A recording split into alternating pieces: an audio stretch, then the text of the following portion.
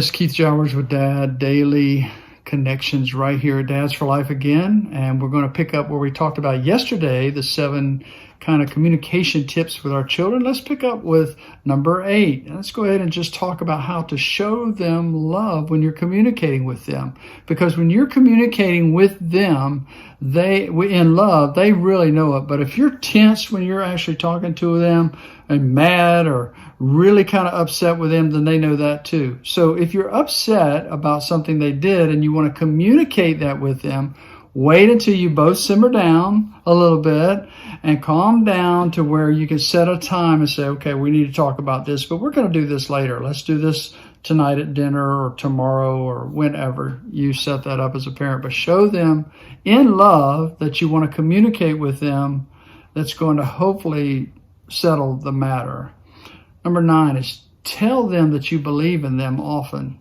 Too many times when I was working with students each day in law enforcement at the school, they would tell me their parents just didn't believe them, didn't care what they did or whatever, didn't care about their dreams.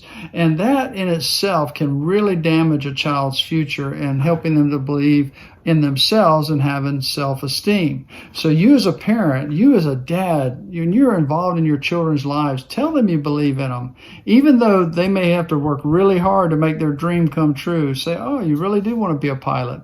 Well, I tell you what, why don't we go down to the airport and just watch some planes fly? Or maybe you know a pilot who has a plane that maybe you can actually take them up for a plane ride. You can actually pay for a plane ride. If they're really interested in flying as a pilot, maybe doing something to help them to see if they really want to do that or not. Number 10, children are not your friends, and letting them off with the small things just because, you want to be their friend is not always the best for them, because that can cause them bigger problems in the future.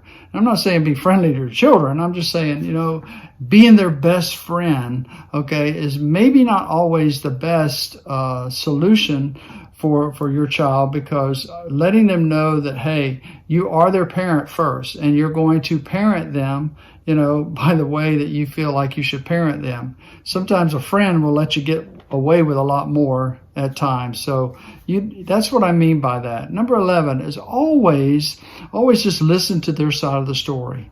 Even if you already know what they might be telling you, always listen to their side of the story and then come back and just try not to let it get into an argument per se, but let them know what you may already know about the story. Okay.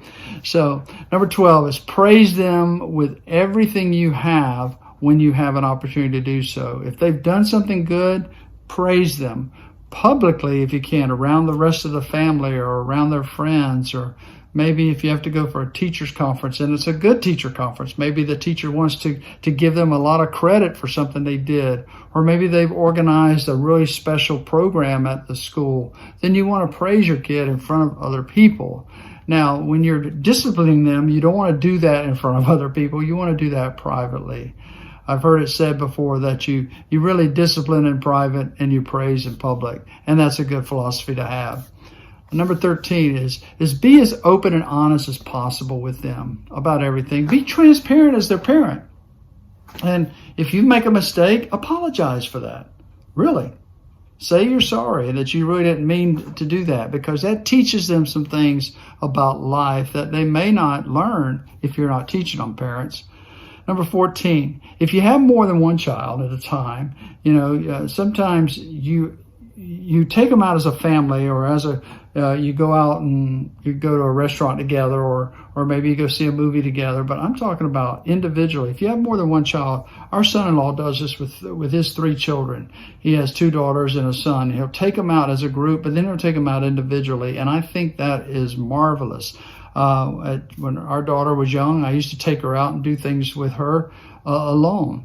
Even when I was a single father with her, and when I got remarried and we did things together as a family, we also did things together separately as well. I would take her out and I'd show her some things just about, well, as she got older, I showed her how a lady should be treated, because I always felt like it wasn't my job to teach her how to be a lady. It was my job to teach her how a lady should be treated. And it really paid off for her when she started dating in her later years. So that's up to 14. There was 7 yesterday. If you want to go back and listen to those 7 and these 7 today of how to communicate a little bit better with your children. And tomorrow we'll wrap this up for Friday. So we'll see you then. Bye-bye.